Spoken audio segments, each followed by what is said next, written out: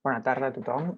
Benvinguts i benvingudes a aquest webinar amb motiu del 25è aniversari de la creació de l'Institut Català d'Oncologia i que amb títol Viroteràpia del càncer, de la recerca transnacional a la innovació i l'assaig clínic.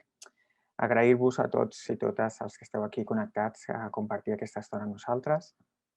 El meu nom és Miquel Àngel Pujanes, soc coordinador del programa de recerca Procure de l'Institut Català d'Oncologia i de l'Oncovell a l'IDIVEI. I juntament amb la Margarita Garcia, cap de la Unitat de Recerca Clínica de l'ICO, farem de moderadors d'aquest seminari.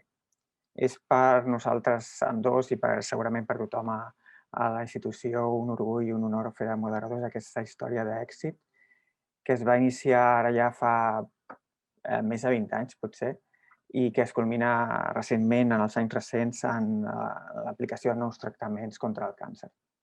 Per explicar aquest camí d'èxit, el seminari compta amb figures i professionals, institucions i empreses claus en aquest camí i que tindreu l'oportunitat de participar i escoltar les seves opinions i també preguntar-los-hi. Anirem presentant-los d'un en un a mesura que avancem en el debat i en la discussió i a continuació iniciarem el debat amb un petit vídeo, però abans us volia dir dues coses. També la primera és que si voleu fer preguntes als ponents o a alguns d'ells o al conjunt d'ells, ho podeu fer a través del xat i de la marca de qüestions i answers que hi ha a la part baixa de la imatge. També poseu el nom a qui van dirigides. I també abans de començar, també agrair als companys de comunicació de l'ICO i tot el personal involucrat, als ponents, evidentment, la seva participació i a tothom per l'organització i a vosaltres per estar aquí a l'altre cantó. Bé, iniciem amb el vídeo que introdueix aquesta història que us deia d'èxit i que ens permet commemorar, diguéssim, els 25 anys també d'activitat de l'ICO, de l'Institut Català d'Oncologia. Gràcies. El Fèlix va ser diagnosticat d'un retinoblastoma bilateral, un càncer de retina que l'afectava als dos ulls, quan només tenia uns mesos de vida. El retinoblastoma és el tumor ocular més freqüent en la població infantil. Es diagnostica aproximadament 8.000 nens cada any al món. Aquest càncer s'origina en el procés de desenvolupament de la retina, durant els primers anys de vida de l'infant. En l'actualitat, i sempre que estigui indicada la preservació de l'ull, els nens afectats són tractats a l'Hospital Sant Joan de Déu amb quimioteràpia intraarterial com a primera opció. En alguns casos, també s'injecta quimioteràpia dins de l'ull en l'humor vitri. A vegades, però, el tumor no respon a aquests tractaments i no hi havia fins ara una altra opció que nuclear l'ull afectat per evitar que el càncer s'estengués a altres òrgans del cos, ja que llavors les possibilitats de curació són molt baixes. Als 2 anys, quan ja havia perdut un ull a conseqüència de la malaltia, en Fèlix va viatjar des de Veneçuela per rebre a l'Hospital Sant Joan de Déu un tractament que li permetés salvar l'altre ull i mantenir la visió. Inicialment, els metges que el van atendre van aconseguir inactivar el tumor mitjançant un tractament de quimioteràpia intraarterial. 8 mesos després, però, va tenir una recaiguda i va ser llavors quan els metges de Sant Joan de Déu van comprovar que el tumor ja no responia als tractaments convencionals i van proposar a la família participar en un assaig clínic per avaluar la seguretat i l'eficàcia del virus oncolític BCN01 contra el càncer de retina resistent a la quimioteràpia. Aquest pioner tractament que se li va administrar consisteix a injectar dins de l'ull afectat pel tumor un virus, BCN01, modificat genèticament que selecciona, ataca i destrueix les cèl·lules cancerígenes. Això ha permès evitar que el nen, que ja va perdre un ull a conseqüència d'un càncer de la retina, perdi l'altre i quedi totalment cec. En Fèlix queda, així, lliure de la malaltia i manté l'agudesa visual que li permet caminar i jugar amb normalitat. El tractament que ha rebut el Fèlix és un derivat de l'adenovirus, un virus comú que normalment causa símptomes de refredat, que està basat en un virus anterior, el Icovir 5, dissenyat pel científic Ramon Alemany de l'Institut Català d'Oncologia, perquè sigui capaç d'identificar, infectar i multiplicar-se en les cèl·lules cancerígenes. Aquest virus ha estat modificat al laboratori de BCN Bioscience i es diu BCN01. Això permet al virus oncolític identificar i atacar de manera selectiva les cèl·lules cancerígenes i deixar indemnes les sanes. El cas d'en Fèlix ha permès demostrar per primera vegada l'eficàcia terapèutica del virus oncolític BCN01 en aquesta indicació.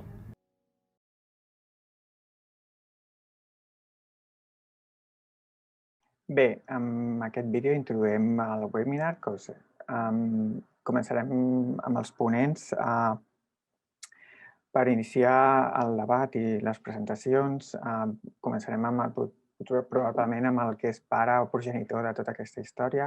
És el doctor Ramon Alemany, cap de grup d'investigació al programa Procure i al programa Oncovei de l'Institut d'Oncologia i de l'IDIVEI, i codirector també d'un nou esforç de l'ICO en recerca contra el càncer. Ramon, bona tarda. Per començar, volia preguntar-te què és la viroteràpia i què és el BCN01.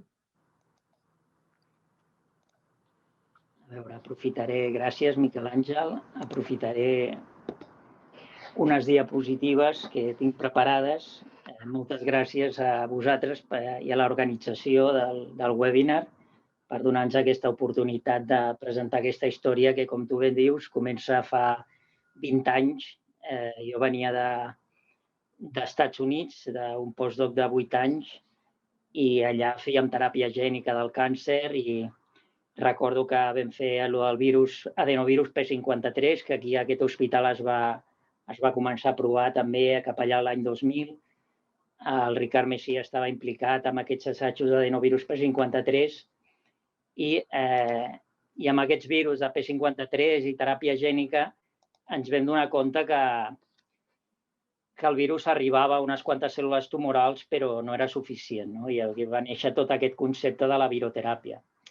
La viroteràpia es basa en l'ús dels virus oncolítics, que són virus selectius de cèl·lula tumoral, per matar les cèl·lules del tumor i activar el sistema immune, com aquest petit dibuix que hi ha aquí, com activar les cèl·lules T per poder eliminar el tumor. Aquí tenim un model. Nosaltres fem, prèviament a tot el desenvolupament clínic, fem aquesta preclínica amb models i aquí tenim els típics tumors en ratolins on el virus va fent forat, va creixent, i això és una microscopia electrònica que vam fer amb l'Helena Mercader de la Universitat de Barcelona de dintre les cèl·lules. Per tant, aquesta mort cel·lular es va propagant dintre del tumor. I sense voler entrar en molts conceptes científics, solament perquè il·lustrar una mica el concepte de la selectivitat del virus, que era el primer concepte que vam començar a treballar aquí a l'ICO. Nosaltres havíem fet alguns virus oncolítics als Estats Units, però aquí a l'ICO el primer que vam fer és afegir uns promotors per regular més la selectivitat del virus. De manera que en una cèl·lula normal tenim uns complexes que regulen el cicle cel·lular que quan s'uneixen a aquest promotor que nosaltres li hem ficat al virus detenen la transcripció dels gens virals i el virus no es produeix. En canvi, en una cèl·lula tumoral tenim que el cicle cel·lular està activat, aquesta proteïna es fosforila, es llibera aquest factor i permet l'activació del promotor que nosaltres havíem col·locat dintre el virus. De manera que així aconseguim un virus que s'activa solament a les cèl·lules tumorals i no a les cèl·lules normals. Aquest va ser el primer pas.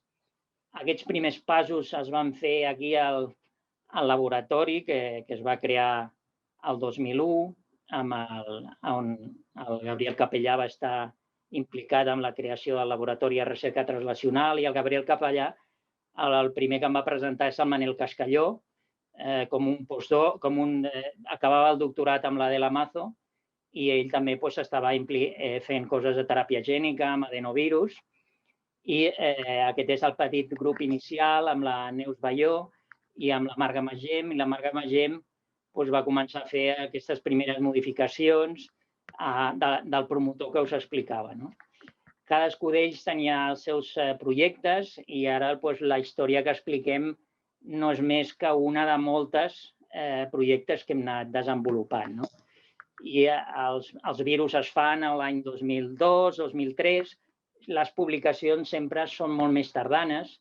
Aquí, per exemple, surt aquesta primera publicació el 2006, perquè hem de tindre en compte que hi ha un procés d'estudi i de patent.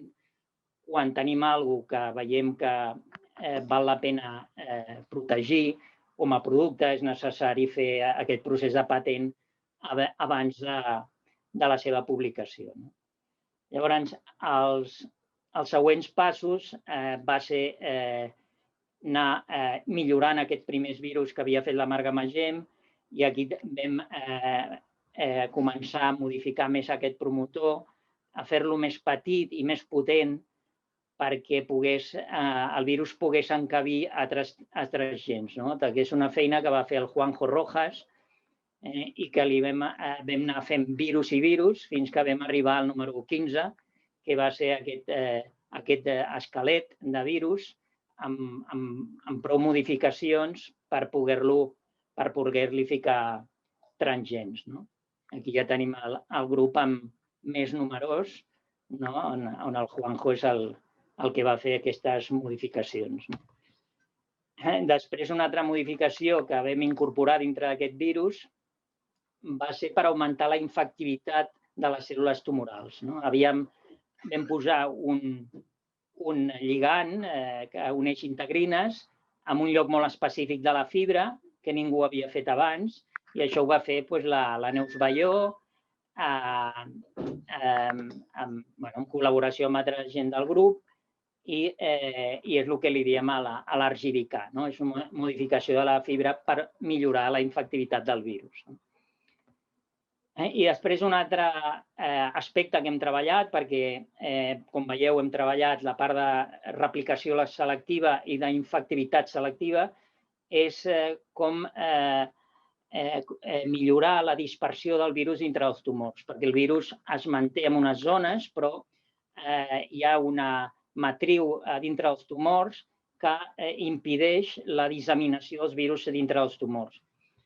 Per intentar abordar aquesta barrera a la difusió del virus, hi havia una feina molt interessant que havia fet el doctor Duran i Reynals als anys 20 i 30, que havia estudiat com els virus causaven càncer i havia vist que a dintre dels testicles dels conills hi havia un factor que disseminava aquests virus dintre dels teixits, ajudava aquests virus a disseminar dintre dels teixits. I és el que ell deia, aquest factor de difusió, que amb el temps se'l va conèixer amb el factor Duran i Reynals.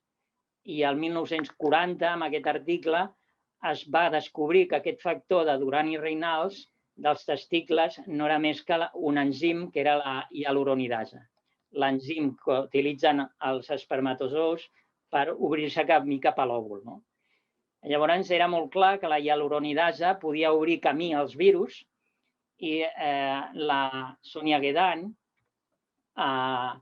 també aconsellada per un grup d'experts en hialuronidasa de la Universitat Autònoma de l'Anna Bassols, va escollir la hialuronidasa com l'enzim més apropiat per armar el nostre virus Icovir-15, i d'aquí va sortir el que dèiem l'Icovir-17. L'Icovir-17 amb la modificació K és l'Icovir-17K, que va esdevenir el que més tard es va conèixer com el UBCN1. I aquí veiem clarament com el UBCN1 digereix l'àcid hialurònic, i aquest és el primer article on la Sònia va publicar aquestes troballes, i després l'Alba va insertar totes les peces dintre del mateix virus i fer la caracterització d'aquest virus, que es va publicar, com dèiem, el 2014, anys després ja que la companyia d'UBCN s'hagués generat, que es va generar el 2009.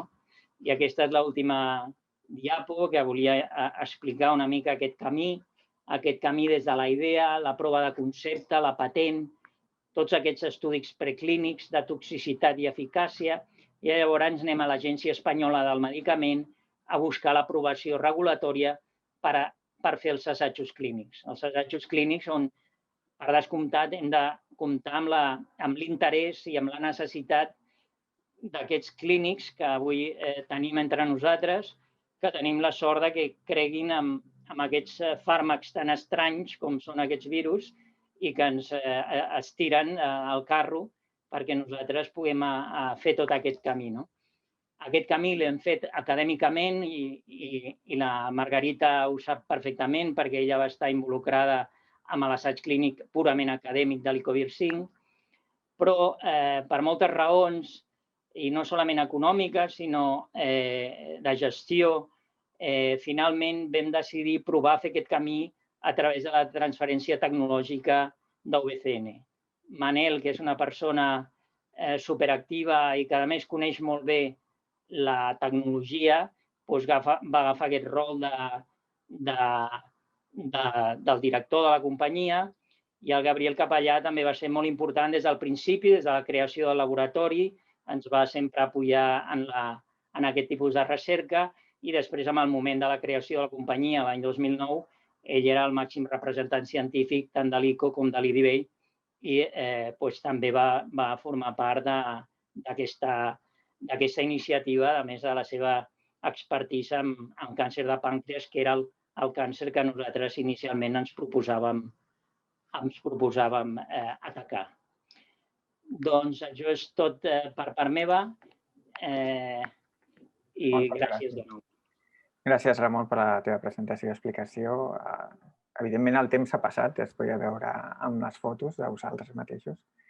I el segon panelista és el que has introduït, el doctor Manuel Cascalló, que és possiblement un deixeble excepcional dels teus inicis i el braç executor, diguéssim, necessari de la transferència i aplicació de tot això.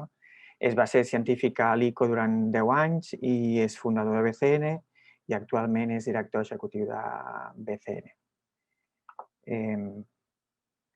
Manel, et volia preguntar què us va fer prendre la decisió de crear BCN i després de deixar de ser investigador, diguéssim, per posar-te en l'empresa.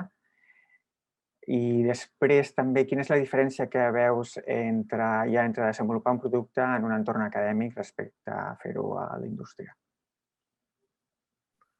Hola, ara sí, no?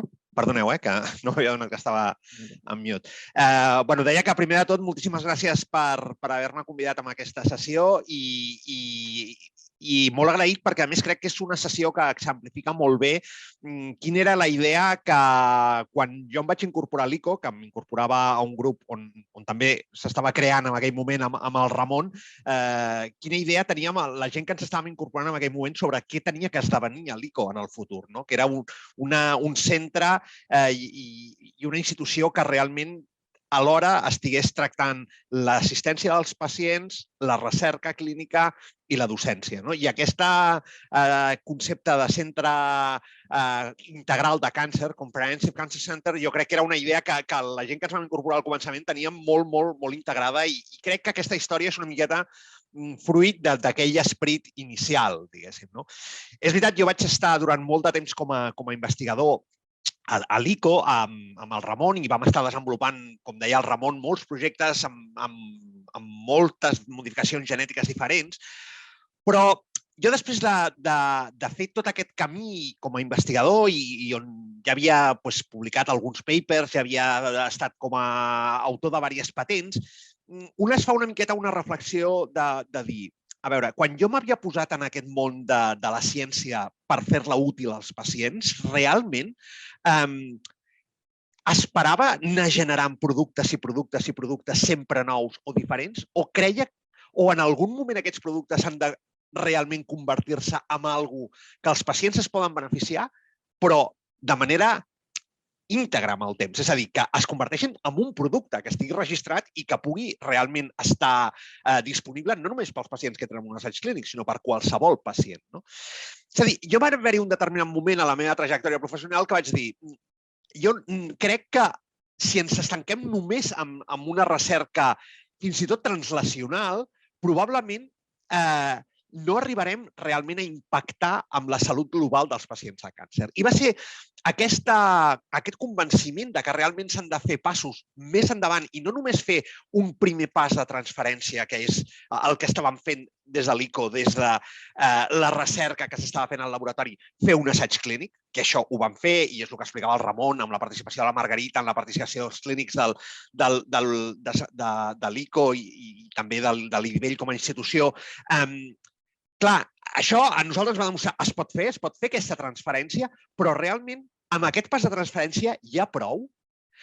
I jo, a mesura que m'anava posant en aquest món i anava entenent una miqueta millor com era el desenvolupament clínic d'un producte realment, no només des de la part clínica, sinó també des de la part regulatòria, toxicològica, de manufactura del producte, perquè van ser tot de diferents punts que ens vam haver de plantejar quan amb la Margarita i el Ramon vam estar plantejant-nos el primer assaig clínic amb el Icovir 5, jo vaig arribar a la convicció de que realment, probablement, una institució acadèmica no era el millor entorn per fer aquest desenvolupament. I va ser el moment en què vam decidir crear VCN. I això ens porta a la següent pregunta que tu em feies, que dir, és molt diferent el desenvolupament en un entorn acadèmic del desenvolupament en una empresa? I la resposta és sí, és radicalment diferent. És radicalment diferent perquè des de l'acadèmia s'està pensant amb el pacient i s'està pensant en testar una hipòtesi que realment funciona a la clínica, diguéssim. I això té moltíssim valor. Però si tu vols convertir això en un producte, tu has de demostrar que aquest producte el que estàs demostrant és robust, es pot realment reproduir i realment això acabarà sent una cosa que tu pots realment prescriure a un pacient perquè saps l'efecte final que sempre, de manera indefectible, tindrà. I el desenvolupament dins d'una empresa implica fer els passos molt més estructurats, amb molta més seguretat amb tot el que estàs fent i que cada pas et serveixi de plataforma per fer el següent pas. Per exemple, a l'assaig clínic fase 1 que nosaltres podem fer amb Icovir 5, si el volguéssim extrapolar amb un fase 2, no tenim clar que sigui possible perquè probablement no tenim prou caracteritzada la manufactura, probablement no tenim prou caracteritzat els efectes secundaris en alguns aspectes, probablement no tenim ben recollits alguns efectes. En canvi, quan tu fas un desenvolupament de fase 1 pensant que aquell producte farà un desenvolupament en fase 2 i després en fase 3, el desenvolupament integral que fas és molt més llarg, és molt més complexa, és molt més comprehensive en el sentit que estàs mirant tots els aspectes del producte i necessites realment assegurar-te que cada pas que el fas no faràs mai un pas enrere. Això és el que s'està intentant des de VCN. VCN ha fet tota una trajectòria. Aquí us he posat algunes imatges que esteu veient, una mica com vam anar nosaltres evolucionant. Des de la foto que ha acabat el Ramon és el punt de partida de VCN. A partir d'aquí, un any després, vam aconseguir instal·lar-nos com una empresa independent, començant activitats. Jo em vaig desvincular de la meva posició com a investigador a l'ICO i ens vam instal·lar a la incubadora de Biopol. Va ser ja començar a pensar que això és un projecte que té un futur i que té molta trajectòria per endavant. Evidentment, això implicava tenir financiació. Implicava dues coses, és a dir, validar que el desenvolupament que t'estàs plantejant a llarg plaç és bo i tenir els diners per fer-ho. Això és una mica les dues coses que vam estar fent. Per una banda, vam estar validant el nostre producte presentant-lo a la EMA, l'Agència Europea del Medicament. Vam aconseguir una Orphan Drug Designation per càncer de pàncreas el 2012 i, per altra banda, vam assegurar tenir el finançament. Això va anar amb un acord d'inversió amb l'empresa Grifols, que actualment és soci majoritari de VCN, que ens va permetre començar a fer un desenvolupament ja molt més reglat i amb tots els paràmetres de qualitat necessaris i començar a créixer una miqueta com a empresa. El 2014 vam tenir l'inici de les operacions clíniques i va ser a l'abril del 2014 quan per primera vegada es va injectar un virus, el virus VCN01, a un pacient en càncer, en aquest cas de còlon. Era un assaig que tenia diverses parts i els primers pacients era una escala de dosis en pacients amb càncer de còlon per determinar la màxima dosis tolerable. Però va ser, per mi, la primera vegada que vam administrar, aquí veieu un vial del nostre producte i la notícia de l'inici de desenvolupament en pacients. A la següent diapositiva està bàsicament el que ha vingut després. És a dir, com a empresa hem crescut, però sobretot el que això ens ha portat és a créixer també en el desenvolupament del producte. Hem desenvolupat un procés productiu que sabem que és robust, hem desenvolupat tota la caracterització a nivell farmacològic del producte, a nivell d'alliberament de producte, farmacèutic, composicions, excipients, etc. Hem començat a expandir també el nostre programa clínic assajant el producte no només en càncer de pàncreas, que era la indicació inicial, sinó també en retinoblastoma i en head and neck, assajos que van començar el 2017 i 2018. L'assaig de pàncreas ja està finalitzat, aquests assajos encara estan ongoing. Més endavant ja, quan els pacients ja fa un temps que estan injectats, comences a recollir els resultats del que estàs veient.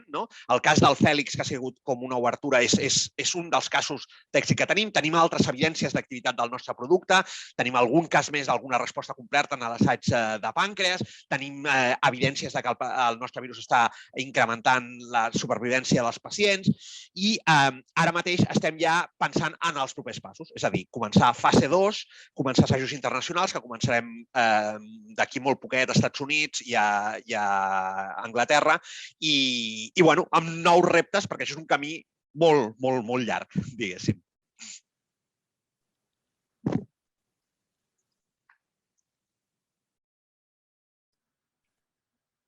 Moltes gràcies. Passarem al següent. Sí, és que el micro. Ara fem un gir i ens situem en l'entorn clínic. Carmen Quadra és infermera oncològica lligada a la investigació clínica ICO des de fa més de 20 anys.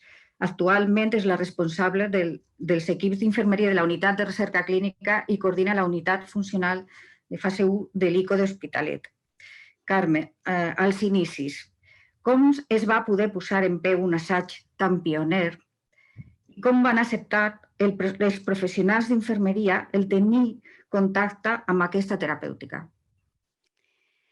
Hola, bona tarda a tothom. En primer lloc, jo volia agrair la invitació als organitzadors d'aquest webinar per fer possible el compartir una experiència i perspectiva multidisciplinar, mostrant de manera senzilla i en cronològic com s'aconsegueix que noves estratègies terapèutiques dirigides i dissenyades a la nostra pròpia institució, inicialment, arribin als nostres pacients, que al final és el nostre objectiu final. I respecte a la pregunta que em feies, Margarita, començar a treballar amb virus oncolítics va suposar per tots els membres de l'equip que participàvem a l'assaig clínic, el primer assaig clínic, un veritable repte. Un repte perquè ràpidament ens vam adonar que la seva planificació i execució remouria tota la nostra manera de funcionar en l'entorn de la recerca clínica fins al moment. I per aquest motiu, el primer que vam fer va ser un anàlisi exhaustiu de les necessitats assistencials i logístiques que es presentaven davant del tractament d'aquest tipus de pacients. D'entrada, en tractar-se de productes en recerca amb organismes modificats genèticament, el maneig del pacient en global va canviar de forma radical. No estàvem en un entorn ambulatori, sinó que havíem de fer una foto molt global de com havíem de tractar aquests pacients i com havíem de cuidar aquests pacients. Una primera sorpresa va ser durant la preparació tant del protocol com dels circuits, la intervenció del Ministeri en aquell moment d'Agricultura, Pesca i Alimentació i també del Ministeri de Medi Ambient, que recordo que de sobte vam haver de demanar autoritzacions i aprovacions, Ramon, te'n recordes, al Comitè Nacional de Bioseguretat, perquè ens havien d'autoritzar a fer aquests assajos clínics per si fèiem una catàstrofe medioambiental.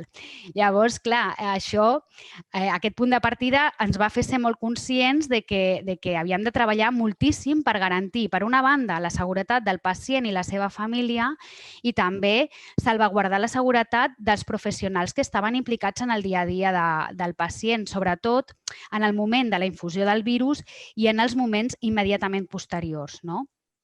Llavors, les mesures que definien els protocols o que s'havien escrit no deixaven lloc a dubtes. Necessitàvem generar uns circuits segurs, ajustar alguns circuits que ja teníem, però que després d'uns anys d'experiència i després d'ara, clar, haver viscut una pandèmia mundial des de l'any passat, poden semblar d'entrada senzills d'implementar.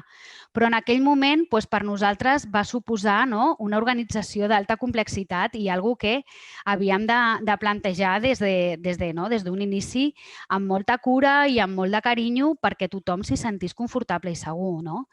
Perquè vam veure ràpidament que havíem d'estendre l'assaig clínic més enllà de la unitat de recerca i dels seus professionals i generar nous canals de comunicació i consens amb actors i professionals que fins a aquell moment no havien tingut una implicació directa en els assajos clínics i l'havien vist una mica en distància. Llavors, estic parlant, per exemple, del Servei de Prevenció i Salut Laboral, dels serveis de neteja de l'hospital i de tota la gent que estaria implicada a la gestió de residus i també en l'entorn d'hospitalització que viurien en primera línia la cura d'aquesta mena de pacients.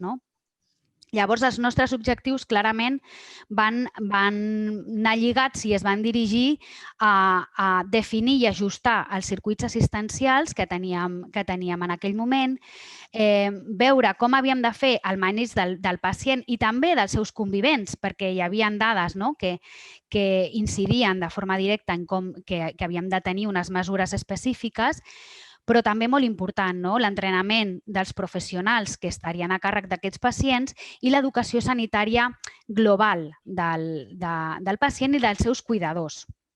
Llavors, per definir i ajustar aquests circuits vam haver d'actuar en el moment de la preparació del producte en investigació, si bé és cert que en la farmàcia de la nostra institució ja tenien molts procediments i molts protocols definits pel maneig d'aquest tipus de productes, però vam haver d'incorporar algunes mesures de descontaminació després de l'ús de la cabina, de seguretat biològica que havíem de fer servir per la preparació i també vam haver d'incorporar circuits específics de trasllat del producte en un envàs hermètic, cosa que fins ara nosaltres no havíem fet servir per tractaments estàndard de quimioteràpia o citostàtics. Va ser molt important, definir també com havíem de traslladar el pacient. Ara us explicaré una miqueta com ho fèiem en un dia a dia i com cuidàvem el pacient en l'entorn hospitalari, però també, i molt important, com s'havien definit els procediments en cas d'accident, en cas de vessament, en cas d'inoculació accidental. Aquest tipus de procediments vam veure que era necessari tenir-ho tot preparat per si hi havia algun problema durant les infusions o immediatament després. Llavors, respecte al maneig del pacient, inicialment amb el primer virus oncolític que vam posar en primer assaig amb l'Icovir 5, com que teníem entre els nostres recursos una cabina de pressió negativa ubicada a l'hospital de dia, vam decidir que aquest era el lloc més segur en el qual podíem fer la infusió i l'administració del virus. Tot i que protocols posteriors amb virus oncolítics que s'han definit per part de UVCN i altres promotors, es va relaxar aquesta mesura i llavors la van limitar amb l'ús d'una habitació individual i en règim d'aïllament.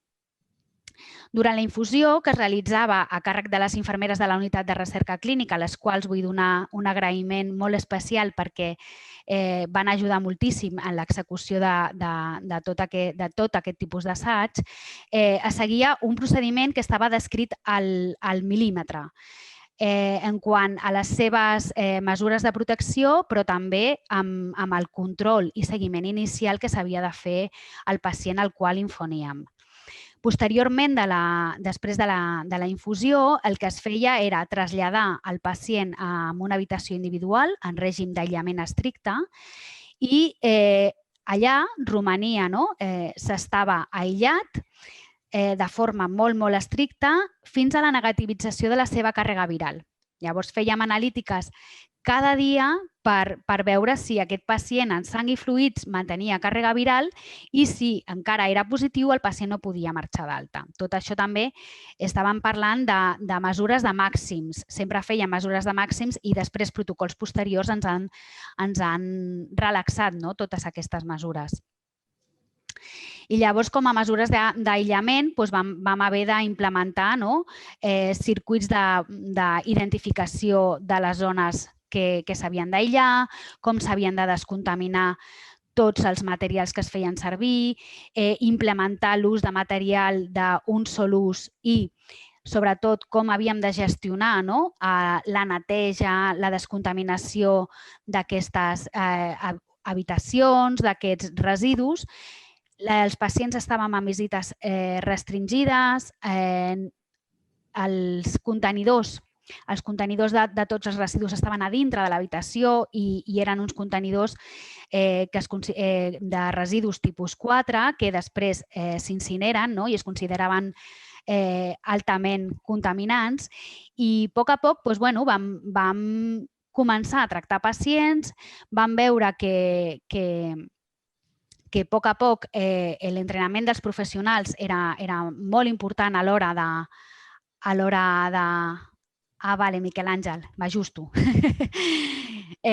Havíem de cuidar el pacient alhora que garantir la seguretat de tothom i llavors vam fer també un extensa entrenament de professionals en tots els procediments que havíem creat, en les mesures de protecció que havíem de fer servir, ho vam extendre al servei de neteja, a tots els professionals d'infermeria, l'educació sanitària al pacient també era molt, molt important i vam fer una sèrie de control de símptomes a pacients i convivents, un seguiment molt exhaustiu i la nostra experiència va ser molt enriquidora perquè va posar a prova una mica fins a on érem capaços de fer arribar l'assaig clínic i per nosaltres va ser, la veritat és que una experiència molt, molt, molt, molt bona i tot i ara estem fent assajos. Aquella primera experiència de trobar-nos amb un virus oncolític va ser molt especial i que jo penso que tot l'equip que va estar implicat el recordarà sempre. Gràcies, Carmen. El doctor Jaume Català Mora és oftalmòleg especialista en retina, coordinador de la unitat de tumors intraoculars infantils de l'Hospital Sant Joan de Déu i investigador principal del primer assaig clínic amb virus oncolític per al tractament del retinoblastoma. Jaume, ens podries comentar la teva experiència amb nens malalts de retinoblastoma, tant en el camp científic com en el personal, el que suposa una victòria en aquesta malaltia? Moltes gràcies per la invitació a parlar en aquesta xerrada. Primer us volia parlar una mica del que és el retinoblastoma. El retinoblastoma és el tumor intraocular pediàtric més freqüent i suposa el segon tumor sòlid maligne més freqüent en edat pediàtrica. I és un tumor que habitualment apareix en nens de menys de 5 anys, té un origen retinià i té una forta càrrega genètica, deguda a que s'ha associat a mutacions, sobretot en el gen RB1, que és el primer oncogen supressor que es va descriure i clonar ja fa bastants anys. Llavors, aquests pacients són pacients que, des del moment en el que els diagnostiquem, els han d'anar seguint molt sovint i, a més, amb un seguiment mensual a quiròfan, perquè quan fem el tractament o quan plantegem fer el tractament, sobretot en els casos en els que poden fer un tractament conservador, tenim una escala que hem de tenir sempre molt en compte a l'hora d'afrontar aquests casos. En primer lloc, sempre hem de tenir clar que això és un tumor maligne i que el primer que hem d'anar és a salvar la vida del nen. Després, en els casos en els que és possible, buscarem conservar el globus ocular. I en tercer lloc, hem d'anar també a buscar mantenir dins lo possible la funció visual. I la funció visual no només és l'agudesa visual, que afecta l'agudesa visual central, que és la que ens serveix per llegir, per reconèixer cares, sinó també la visió perifèrica, que ens serveix per bellugar-nos per un lloc, no xocar amb les coses en les que estem. Si pots clicar un altre cop la diapositiva.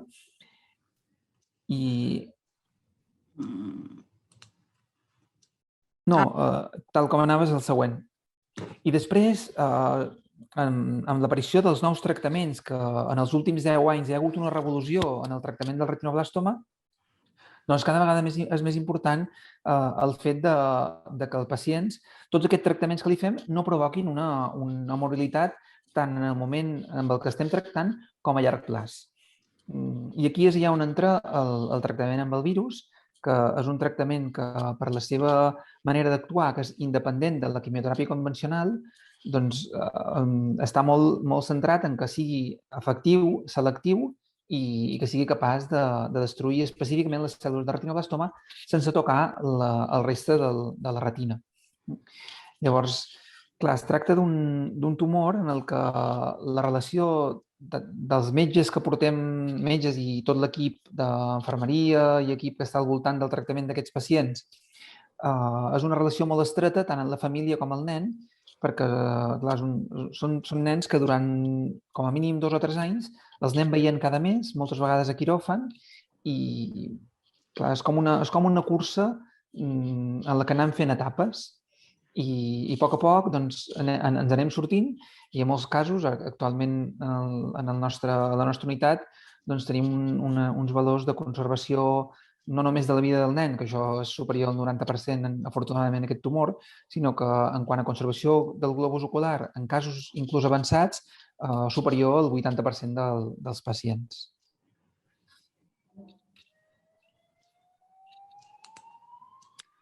Moltes gràcies. Gràcies. Marta Gil és metge adjunta del Servei d'Oncologia Mèdica i cap clínica de la Unitat Funcional de Fase 1 de l'ICO Hospitalet. Marta, quina és la teva visió com a investigadora clínica de la teva participació en aquest assaig? Quins són els temors dels pacients quan se'ls explica un tractament com aquest? Gràcies, Margarita, i gràcies a tot l'equip per convidar-me. Realment va ser un plaer, com ha dit la Carmen, participar en aquest estudi, tot i els patiments que es va originar sobretot al principi, però va ser una teràpia molt innovadora i realment molt engrescadora posar en marxa. En un primer moment això em va sorprendre el tractament tan innovador, una nova tècnica a investigar. Estàvem molt acostumats als citostàtics, tot i que formaven part de la unitat de fase 1, però fins llavors la majoria eren agents de quimioteràpia. De quimioteràpia no hi havia totes les noves teràpies que tenim ara. I a més cal destacar que en aquell moment aquell protocol era una mica especial. Vull dir, el disseny d'escalada, que és la forma com nosaltres busquem les noves dosis de les medicacions a estudiar, era un disseny més modern i tenia una intenció de ser molt més eficient que els estàndards de fins llavors. I això també era un repte, saber afrontar-ho i controlar les toxicitats, que clar, eren totalment inesperades. Realment, aquest estudi era un repte. No coneixíem com funcionava la droga, ens van posar molts problemes per posar-la en marxa, més d'això que ha explicat la Carmen al Ministeri, ja no parlo de tota la part prèvia de preclínica, i a part de tota l'organització requerida, la part investigadora que no sabíem a què ens enfrontaven fins que no posaven la infusió als primers pacients. Després d'un període d'adaptació que va ser llarg amb tot el personal, a tots els circuits, d'allò hem après molt, o sigui, l'educació i l'entrenament de tot el personal i la pròpia dels investigadors és fonamental. Vull dir, saber, encara que no sàpigues exactament què passarà, però si tu tens uns protocols, uns circuits i tothom ben avisat i ben entrenat, saps que ho resoldràs d'una forma molt eficaç. Llavors, encara estem a la d'abans, Margarita, si no t'importa. Sí, vàrem fer diverses sessions als diferents torns d'infermeria perquè els pacients ingressaven, o sigui, realment el personal sanitari tenia molts dubtes, vam fer diverses sessions. També el personal de guàrdia, clar, els pacients estaven ingressats, requeríem control les 24 hores i al cap de setmana veiem els pacients personalment a la planta, seguien les analítiques intensives, constantment estaven en contacte amb el laboratori, realment ens va ajudar molt i vam poder treballar molt conjuntament aquest pacient té una plaquetopènia, aquesta plaquetopènia és funcional, no et preocupis, això és típic dels virus oncolítics, no? Una mica tot el maneig i ens va obrir la porta després a nous assajos amb virus i a tenir una farmàcia especialitzada en el maneig d'aquests agents biològics, que això també és un punt molt important. I també va ser el pas previ de la creació del comitè d'assajos d'alta complexitat que han anat sorgint posteriorment, no només amb bioteràpia, sinó també amb tota la immunoteràpia, els carticels, tots els nous agents que han anat sorgint en aquests últims anys. Ara sí que passem la diapo. Llavors, què fem? Quan oferim un assaig fase o un pacient, típicament és la seva última o de les últimes opcions de tractament que se li poden oferir. Tot i que això, per sort, està cada cop canviant més amb les noves teràpies, els pacients tenen unes expectatives creades quan s'ofereixes alguna cosa nova.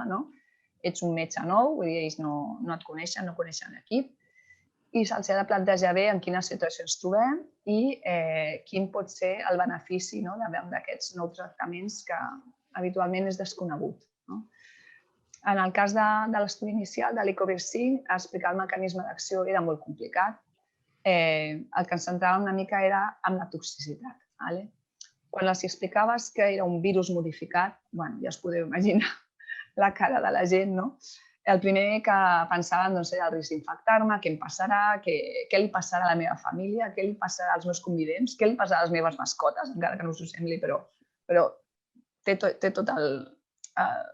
un ampli marge d'afectació. I, per tant, van crear que el més important era donar unes recomanacions clares, que els pacients veiessin que nosaltres teníem una seguretat i que els hi transmetien i que ells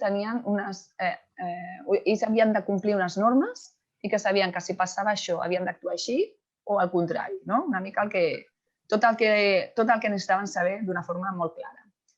Que els havíem d'explicar que havien de fer aïllament, el període previst d'eliminació del virus, ja no només a l'hospital, sinó també a domicili, clar, i per on s'excretava, com s'excretava, si podien després compartir el lavabo amb la família, si havien de fer servir lleixiu per netejar les coses, si podien estar amb els seus fills o amb els seus nets, tot això.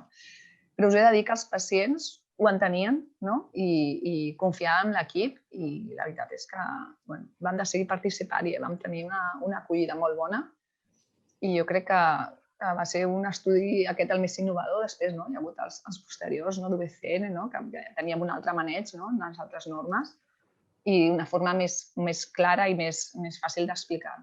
Va ser un repte, però molt ben acollit per tothom.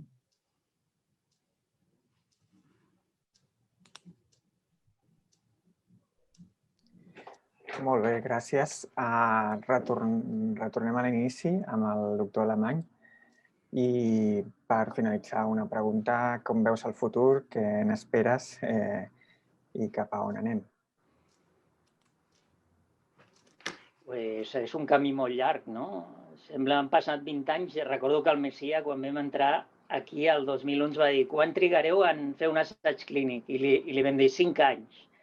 Vam trigar 10 en fer el de l'Icovir-5 i el de l'UBCN uns quants més. Vull dir que el camí és molt llarg i hem d'anar construint virus millors. Jo crec que el virus és una eina, com totes, que pot ser bona, més dolenta. La limitació és nostra, imaginar, millorar-lo, fer-lo millor, i si en sabem molt, ho farem fantàstic.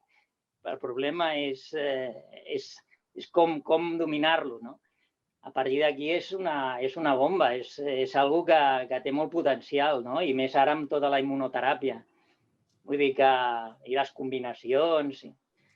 Jo crec que necessitem aquesta proximitat d'aquests clínics que són valents, que volen arriscar-se amb noves coses, i els investigadors que hem d'imaginar com utilitzar tot el coneixement més bàsic que està allà per traslladar-ho cap al malalt. Però, sigui nosaltres o uns altres, el futur no pararà. Per fortuna, els pacients cada vegada es van millorant. Molt bé, gràcies a tots i totes. Obrirem les preguntes perquè anem una mica justos a temps. La primera que hi havia era pel Manel, crec que l'has vista. Aquests assajos clínics que es posaran en breu als Estats Units i de més, quan es faran aquí, a Espanya, a Barcelona? Gràcies. És una pregunta de la Isabel Cardiel. A veure, per nosaltres no serà, diguéssim, perquè tenim ganes de començar el màxim d'assajos possibles, però, evidentment, nosaltres tenim uns recursos limitats i podem fer els assajos que podem fer. En aquest moment, els assajos dels Estats Units són uns assajos molt específics, en combinació amb CAR T-cells, per exemple, o el que anem a començar a UK és un estudi per veure si el virus és capaç d'arribar a les metàstasis cerebrals i realment actuar allà. Si això funciona bé, nosaltres tenim idea de, com deia, començar l'estudi fase 2 a pàncreas i si això tira endavant, evidentment s'obriran centres a Espanya perquè aquest estudi ha de ser un estudi multicèntric on hi haurà centres probablement als Estats Units i a Espanya. Per tant, hopefully no trigarà molt a haver-hi més assajos actius a Espanya. Gràcies. Hi ha un parell de preguntes més per tu i pel Ramon. Per Ramon o Manel, quin creus que és el millor model públic-privat de transferència de coneixement per tal d'aconseguir l'objectiu de traslladar abans possibles productes als pacients? Pregunta el Valentí Navarro. A veure, jo et puc dir, la meva perspectiva és que realment és exactament el que dius tu, és un model públic o privat, diguéssim. És a dir, és molt important que hi hagi una connexió molt fluida entre el món acadèmic i l'empresa, diguéssim. Jo, després d'haver viscut a les dues bandes, crec que és molt difícil pensar que des de l'acadèmia es pugui fer un desenvolupament complet de productes i necessitaràs tenir un suport de l'empresa, diguéssim. Però no has de malfiar de l'empresa, perquè probablement la relació entre l'empresa i el model privat i l'acadèmia és simbiòtica. És a dir, evidentment l'empresa treu benefici perquè treu tecnologia de l'acadèmia, però l'acadèmia rep molt retorn amb molta informació, a part d'econòmicament, no només em refereixo econòmicament, que també, perquè evidentment hi ha una sèrie d'acords econòmics que es compleixen i té un retorn claríssim per a la institució, però sobretot em refereixo a la part de coneixement, perquè contra més connexió hi hagi entre l'acadèmia i l'empresa, les dades que generi l'empresa seran útils per generar nous productes. Contra més informació tinguem, i jo crec que en el model que nosaltres estem és un exemple clar, diguéssim, el Ramon té coneixement, molt coneixement de què està passant a UBCN, de quins són els resultats clínics que nosaltres estem desenvolupant, i a partir d'aquí et planteges nous reptes, perquè la pròpia clínica t'està demostrant on estan les limitacions del teu producte, que moltes vegades els models preclínics no les poden implementar. Per tant, és important mantenir aquest binomi i que sigui molt actiu. I, de fet, jo crec que els models són ja més èxit, que és, per exemple, als Estats Units. Aquest flux acadèmia-empresa bidireccional, que sempre ho és el màxim de fluid possible. Gràcies. Hi ha una pregunta pel Ramon, ara. Aquests virus estan encara en estudi o hi ha virus que s'estan utilitzant ja en hospitals espanyols? Hi ha un virus que està comercialment acceptat, que és el T-VEC, l'Imlígic, per melanoma, però crec que no s'utilitza massa perquè el melanoma s'està tractant amb altres tractaments, no? Però a banda d'aquest, em sembla que no es reembolsa, si no m'equivoco, els altres són experimentals, no? Com UBCN hi ha molts virus que estan en diferents fases. A Xina també hi ha un comercial, no? Que és un adenovirus similar al nostre, però la veritat és que necessitem millorar-los, necessitem que tinguin més eficàcia perquè arribin a ser realment utilitzats d'una manera més extensa. Jo, si vols, afegeixo una coseta. És veritat això, però també és veritat que cada cop hi ha més assajos clínics. Els assajos clínics que s'estan fent cada cop són en fases més avançades. És a dir, si miràvem fa 10 anys, la majoria d'assajos clínics en virus oncolítics estaven a fase 1, fase 2, i ara hi ha molts que estan a fase 3 ja en aquest moment. Per tant, és esperable que en els propers 5-10 anys veiem moltes més aprovacions de productes si compleixen, evidentment, els perfils d'eficàcia que s'espera. Molt bé, gràcies. De la Isabel també preguntava per un pacient aquí a Espanya podria accedir a algun assaig clínic als Estats Units en aquest moment i, de fet, ella més a baix pregunta sobre càncer de mama metastàsic. Entenc que seria d'una forma particular, però hi hauria alguna possibilitat que estés finançat? Pues, home, als Estats Units és una miqueta difícil perquè probablement la sanitat als Estats Units funciona d'una manera bastant privatitzada. A l'invers és més senzill, diguéssim. Pacients als Estats Units que puguin venir aquí és més fàcil, però a l'invers és una miqueta complicat, tot i que això no vol dir que no es pugui fer, diguéssim. I hi ha maneres de fer-ho i hi ha fins i tot associacions de pacients que vehiculitzen aquests tràfics de pacients. Per tant, sí que és una possibilitat. Hi ha organismes més complexes o menys, però sí. Gràcies de nou. Després, l'Esteve Fernández pregunta per qui vulgui, de vosaltres, quants pacients s'han beneficiat dels tractaments en els assaigs? Entenc que també es podria aclarir quants assaigs hi han oberts o quin és el planning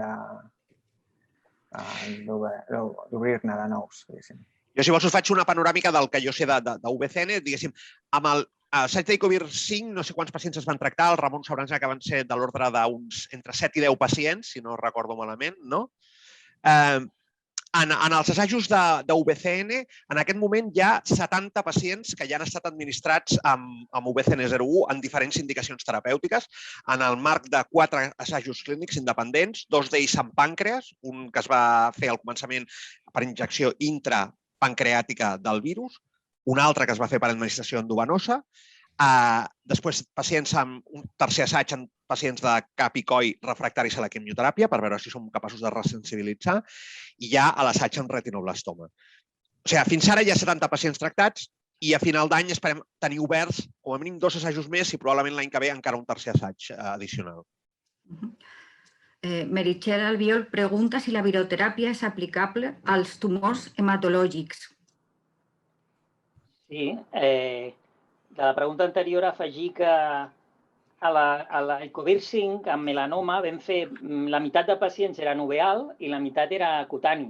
I resulta que els uveals, que el checkpoint inhibitor no els hi funcionen, amb el virus van allargar la supervivència d'una forma bastant remarcable. I ara hem adaptat aquell assaig al doctor Piulats per centrar-nos en aquests pacients de melanoma uveal i utilitzar el virus carregat en cèl·lules mesenquimals. Això és una cosa de molta complexitat i aquí és quan l'acadèmia entra, perquè quan són productes de tanta complexitat, la indústria és molt difícil que aposti. Però estem fent ja cèl·lules de pacients i virus, i aquí hi ha un nicho per l'acadèmia. I sobre la pregunta dels hematològics, i tant, els hematològics són els que responen millor a la viroteràpia, perquè el virus té un accés molt més fàcil. I clàssicament, la gent que ha utilitzat míssels i altres virus que són potser més apropiats per les cèl·lules del sistema hematopoiètic, que no és el nostre cas, perquè el nostre cas és de cèl·lula epitelial, que és l'adenovirus, però hi ha altres virus que infecten bé cèl·lules hematopoiètiques i aquests s'han utilitzat en pacients de linfoma i leucèmia i han tingut ocasionalment van veient respostes completes. Isabel Cardiel pregunta si els assaigs estan publicats en algun lloc per consultar-los. Sí, l'assaig d'Icovir 5 està ja publicat, diguéssim. A l'assaig d'UVCN01 estem a punt d'enviar-lo a publicar ara mateix, tant el d'estudi de pàncreas, intratumoral com intravenós. Els altres dos estan encara ongoing. S'han fet petites publicacions, petites o algunes més significatives, diguéssim, dels resultats en retinoblastoma, però encara el resultat encara no està perquè no està acabat l'estudi. Valentín Navarro pregunta, creieu que el desenvolupament d'un tractament es pot optimitzar en la seva etapa d'entorn públic si es creessin o reforcessin algunes estructures? Ramon, et deixo a tu la resposta. Tant i tant. Ojalà les estructures estiguessin molt reforçades i bàsicament perquè tot és caríssim. Oi, Manel? Aquest és un dels punts que ens va fer al final muntar UVCN, perquè demanaves qualsevol coseta i els números eren estrambòtics. I llavors, clar, la pública, tampoc pot... Al final és un joc de risc. Hi ha gent que té diners i els arrisca i els perd, però la pública amb aquest joc és difícil que pugui apostar com la privada, no? Els dos s'han de conviure, però ojalà en el nostre país la pública és realment escassa i en el que és la transferència tecnològica cap a la indústria és que nosaltres no hauríem de ser en cap cas excepcionals, hauríem de ser la norma. Que en altres països aquest tipus de biotechs ara ja és més normal aquí, no? Però encara queda molt camí per atrapar anglosaxons i suïssos, no? Diguéssim. Sí. El Manel, però també per la Marta. Sí, yo veo la pregunta para Marta. Esta te deja para Marta directamente. Exacte. Un càncer metastàsic avançat té sentit embolicar-se en un estudi en fase 1? Jo crec que sí. Clar, o sigui, partim de que les teràpies convencionals s'han esgotat. És veritat que tradicionalment la taxa de respostes d'un assaig fase 1, els tradicionals amb fàrmacs citostàtics, sinoteràpics, era d'un 5%, era una taxa molt baixa, però clar, és que tot això està canviant, ja no estem parlant de pacients sense recursos.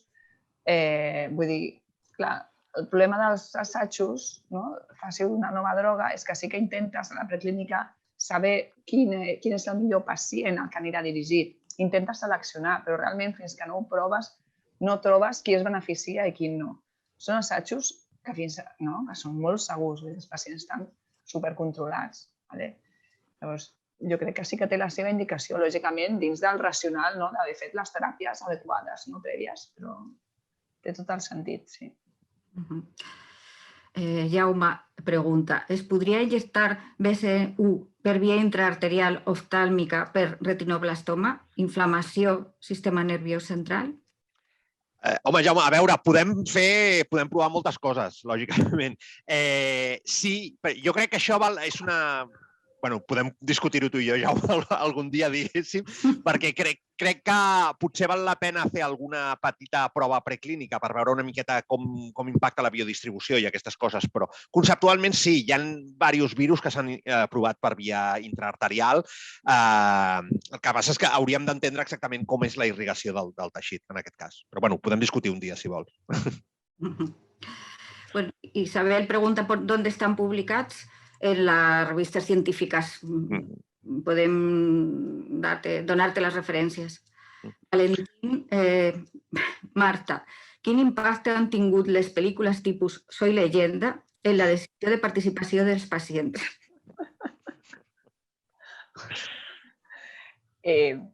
Ningú m'ha explicat això, ningú m'ha preguntat.